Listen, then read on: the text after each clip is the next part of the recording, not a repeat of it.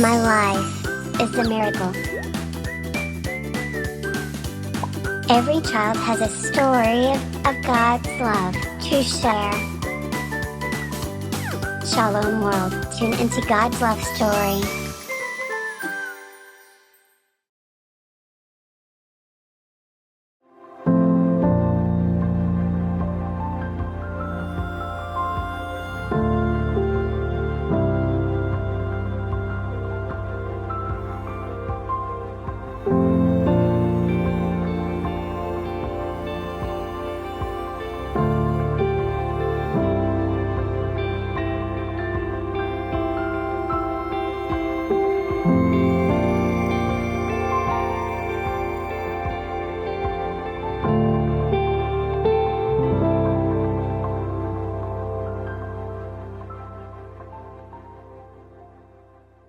Welcome to our sharing on St. John's Gospel. I want to continue to talk to you about John chapter 8 and this wonderful event where Jesus shows himself as the merciful judge in a situation that was brought to him that it seemed as if the Jewish leaders this time could bring him down. So I want to read some of the text and then we'll comment on it. The scribes and Pharisees brought a woman along who had been caught committing adultery. And making her stand there in full view of everybody, they said to Jesus, "Master, this woman was caught in the very act of committing adultery. And Moses ordered us in the law to condemn women like this to death by stoning. What have you to say?" This is very, very interesting, and we need to take it step by step because there's an awful lot here. Jesus is on trial, and the woman is on trial as well. So we were told back in verse 2 that when Jesus went into the temple, that all the people went to him. So that means they left all the other rabbis who were full of jealousy and envy that Jesus was getting all the attention. And then suddenly the leadership, the scribes and Pharisees, interfere in the whole thing, and they have absolutely no respect for Jesus. So without his permission, they just barge into the crowd, force the crowd to stand aside, and they get Jesus' full attention. Because after all, they're the leaders. And they have dragged a woman along who was caught committing adultery, and they throw her there in front of Jesus. And in putting her in full view of everybody, now we have to keep looking at these men as the leaders of Israel. They were the teachers of the law, and it seems as if they have the weight of the law on their side. So you and I are going to do a little bit of Sherlock Holmes on them and see, are they really keeping the law? So first of all, let's look at Proverbs 10:12, which says that hatred provokes disputes, but love covers all offenses. And what these men have done is they have exposed this woman and her sin in front of everybody. So they've destroyed her reputation completely. In the eyes of the people, she's dead. And they want her physically dead as well. Okay, watch the contrast in the way Jesus deals with them, the accusers, and also the way that Jesus deals with the woman. So you've got to listen very carefully in this, because this is a trial. And Jesus is put in the position of a judge. And the woman is the accused. And the leaders, the men, are the accusers. And the crowds that have gathered around Jesus, they are the jury. Everybody is involved. Everybody wants to know how Jesus would behave in a situation like this.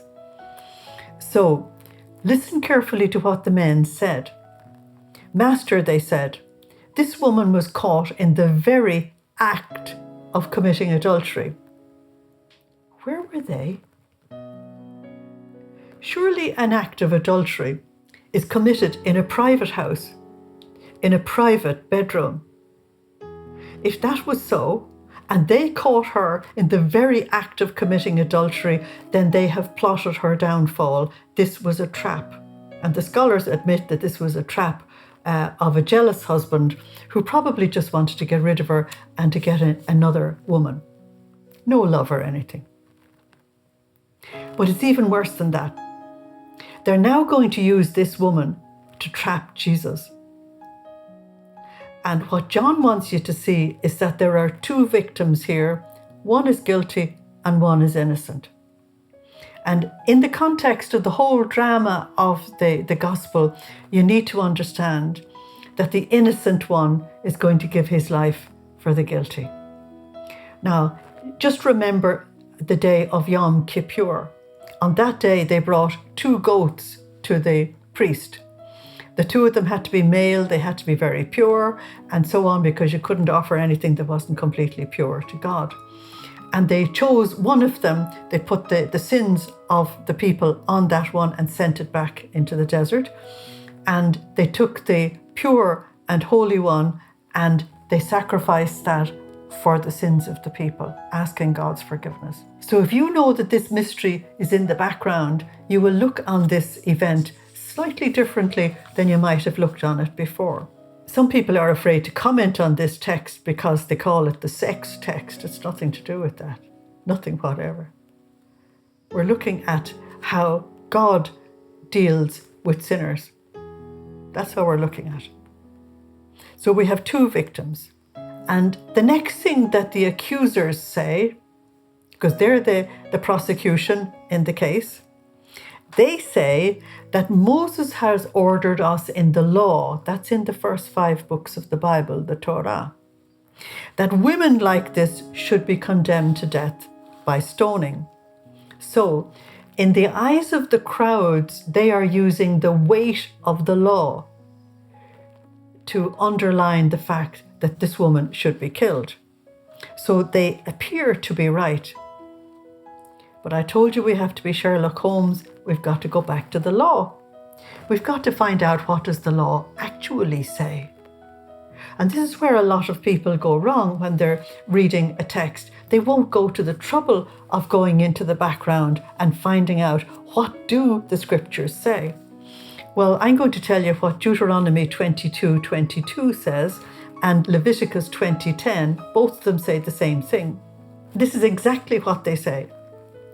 If a man is caught sleeping with another man's wife, both must die, the man who has slept with her and the woman herself. There's nothing about women like this. There's nothing about women caught in adultery. It's that the 2 of them should die. Now, if you're with me doing your Sherlock Holmes thing, and that you have to find the evidence to kill this woman, if they caught the woman in the act of committing adultery, they have the man. They have both, because it takes 2. So where is the man? It means that they've no intention of bringing the man to justice. They're merely going to use this woman to bring Jesus down. And so they are committing great sins. Terrible, grave acts of injustice. Okay. Some of the scholars think that the guilty man is in the lineup of the accusers. But the text doesn't say that, so I won't say it. So the law says both of them should die. So there's no justice here at all. Now, they have said that the lay people don't understand the scriptures, so they can make a pronouncement like this, and the lay people listening to them think that the leaders are speaking the truth. But Jesus knows better. He's able to read them like a book. He knows their motivation. He knows exactly what they're about. And so Jesus knows that all of them are complicit in this sin. If all of them are complicit in this sin, that puts a completely different picture on the whole thing. They have no authority whatsoever to condemn her. So they said to Jesus, "What have you to say?" We'll deal with the point I've just made in a moment. And John says they asked him this as a test in order to find something against him. In other words, the leaders give Jesus what is called the Solomon question. The Solomon question is, if you say yes, you're in trouble, and if you say no, you're in trouble. Now, the Synoptic Gospels give us an example of this in dealing with paying taxes to Caesar. But this is the way John shows us. And so if Jesus is going to be able to deal with this and deal with it in truth, then he has to show them who he is. He's wisdom incarnate. The leaders don't know that Jesus is wisdom incarnate. They don't accept who he is at all. He's merely a man from Galilee pretending to be somebody big. And so they've even insulted him by saying, where did he learn how to read? So they're not going to expect any wisdom from him. Why do they do this in public in front of this entire crowd? You see, we've got to question everything. It's because the leaders want to destroy the faith that the people have in Jesus. And they want Jesus to make a mistake. They want them to do something wrong. Okay. In other words, the leadership want to be able to stone this woman to death on the authority of Jesus, and that would destroy his reputation completely. It would destroy his reputation as the friend of tax collectors and sinners.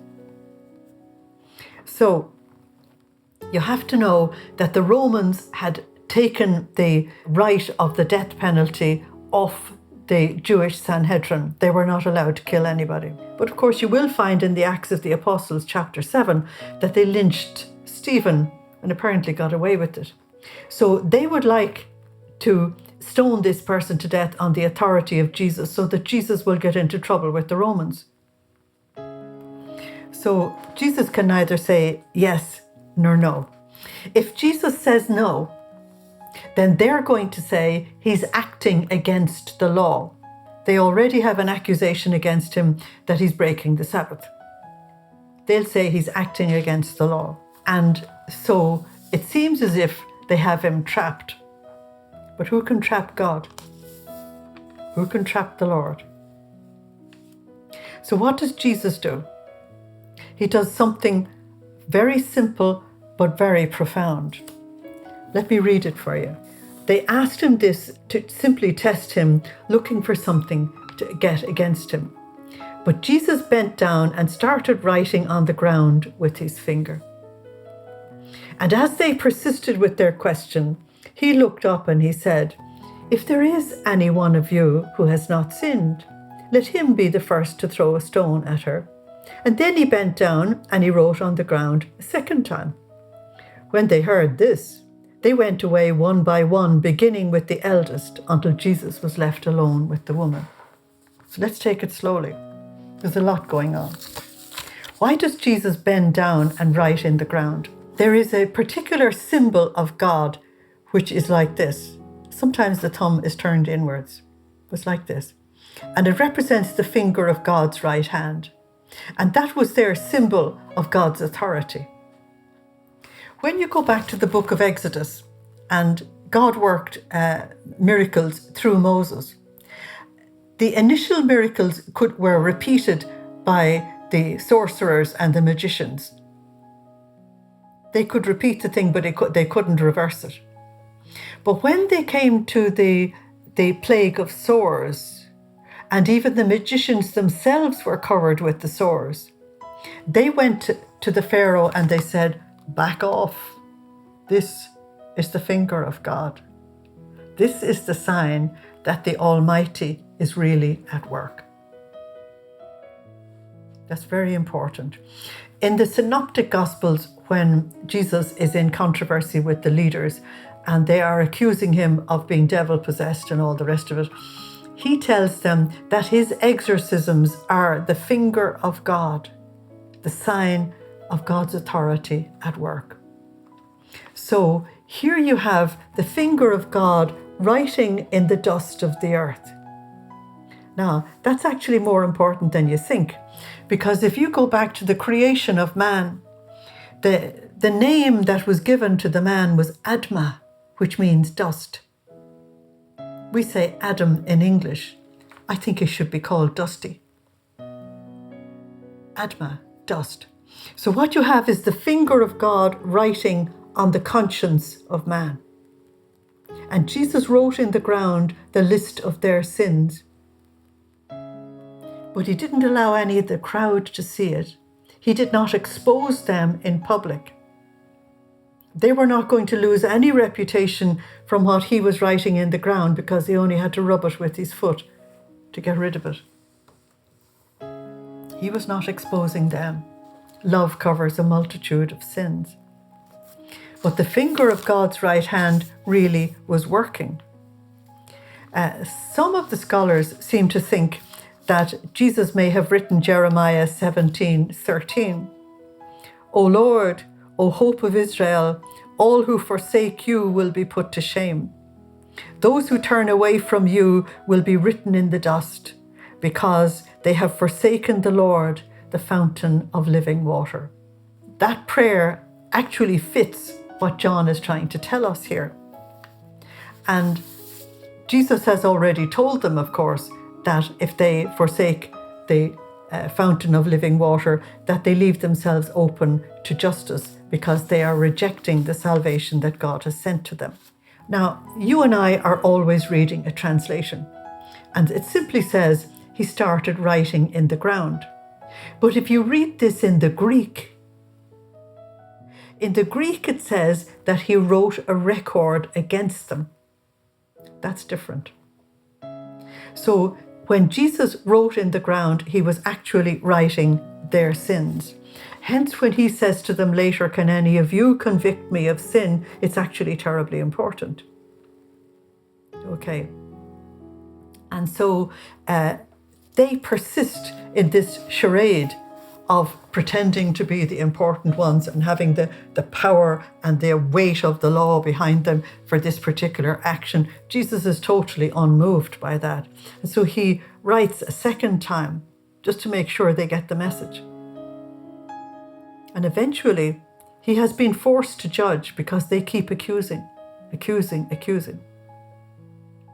And they will do that when he's on the cross as well. They will still accuse. And so Jesus stood up and he gave the most incredible judgment. If there is any one of you, that's all the accusers, who has not sinned, cast a stone. So what Jesus does is that he obeys the law that someone should be stoned to death for adultery. But if you're going to obey the law, you must obey it fully. And that is that the law laid down that an adulterer could not accuse an adulterer, and a murderer could not accuse a murderer, and a thief could not accuse a thief, just to give you 3 examples. So when Jesus said, if you have not sinned, what he's saying is that if in the sexual area of your life you have never sinned, you have the authority to kill this person. He was on very safe ground, wasn't he? Isn't that the weakest area of our lives? Isn't that where we fall so frequently? What they wanted was that this woman would be killed on his authority. He said, no, you're the leaders. You can kill her on your authority, but you must obey the law correctly. You must obey the law fully. And so his judgment is absolutely incredible. It would have left them completely stunned. And John says something really wonderful. He says, at this, they walked away one by one in rank from the greatest to the least. It's a wonderful statement of John. John says, all have sinned. And they left in rank from the oldest to the youngest. It's really an incredible thing. There was nobody without sin. And the youngest would have been the most hot-headed and would want to stay there as long as they could. But, you know, when the others were gone, they had to go as well. So the crowds saw that this incredible response of Jesus had all of these accusers walk away. And Jesus deals with these men so delicately that I'm sure you've forgotten the woman. Because in this trial, Jesus concentrates completely on the leaders.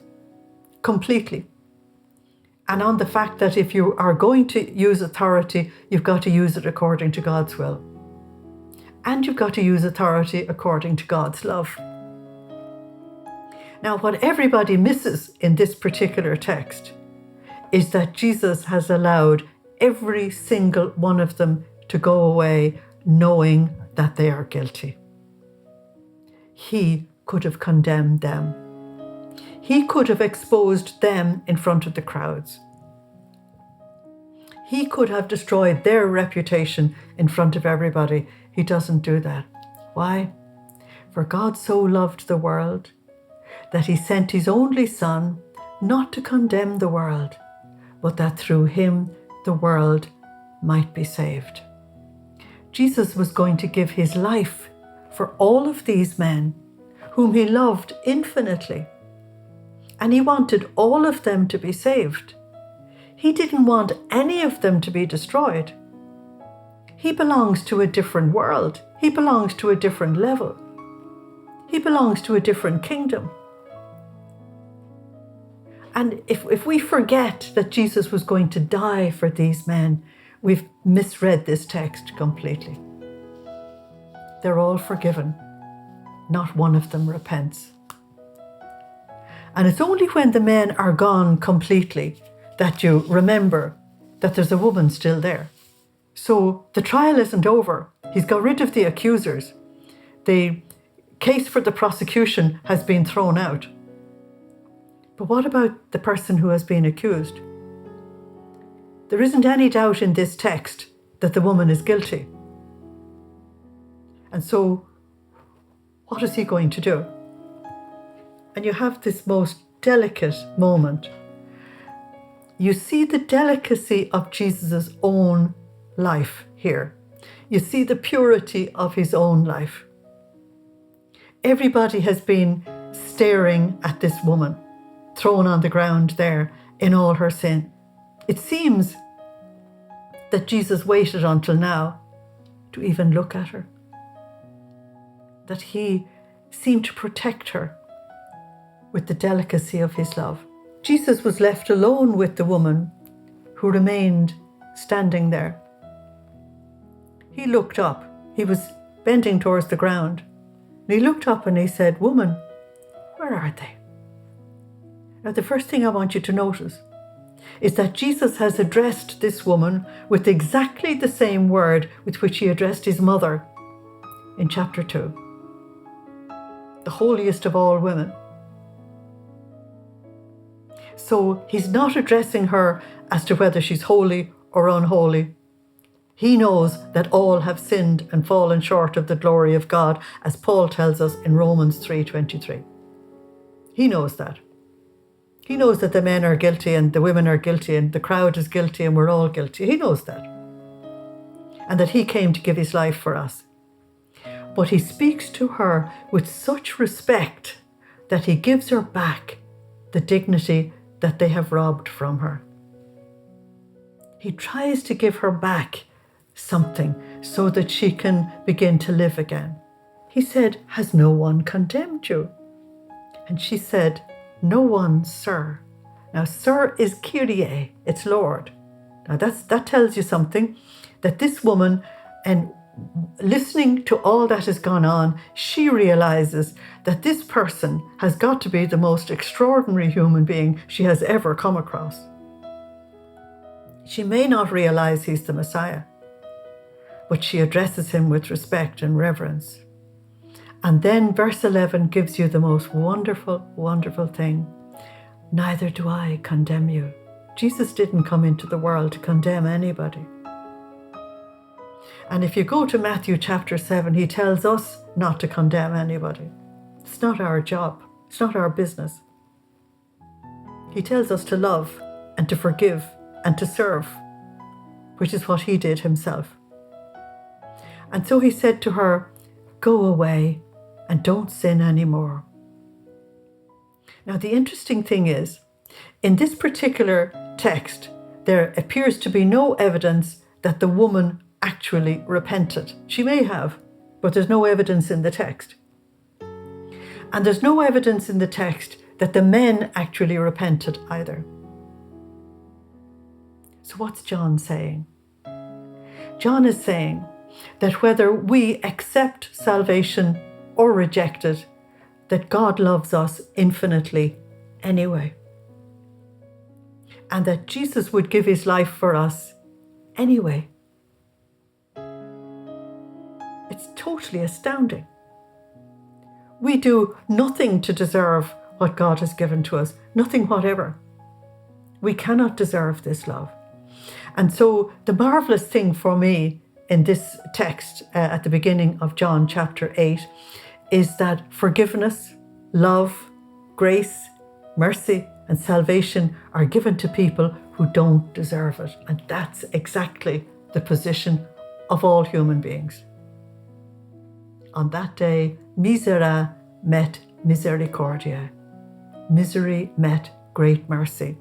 And those of us who have learned any level of wisdom, we run to the Lord with our misery, knowing that we will receive great mercy. So there's a lot for us to learn in this particular text.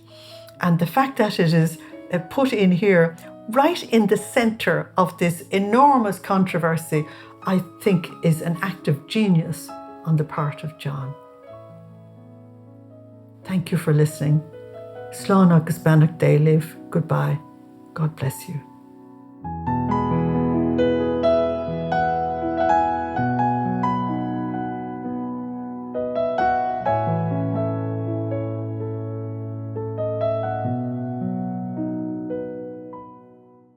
We live in a media age, of course, an age in which we get almost all of our information either from television or from the internet. Probably less and less of our information is coming through the traditional print media. So in that context, in today's world, an undertaking like Shalom World is incredibly important. And the efforts to catechize and to evangelize through television and through the internet is incredibly important in the world today. And I'm happy to say that my experience of Shalom has been entirely positive, and I am very happy to encourage everyone who's working as part of Shalom World in their efforts to bring the Catholic faith to the world around us. And also I give my special blessing on all those who are involved in Shalom, all those who are watching Shalom, and all the future viewers of Shalom. So thank you, and God bless you.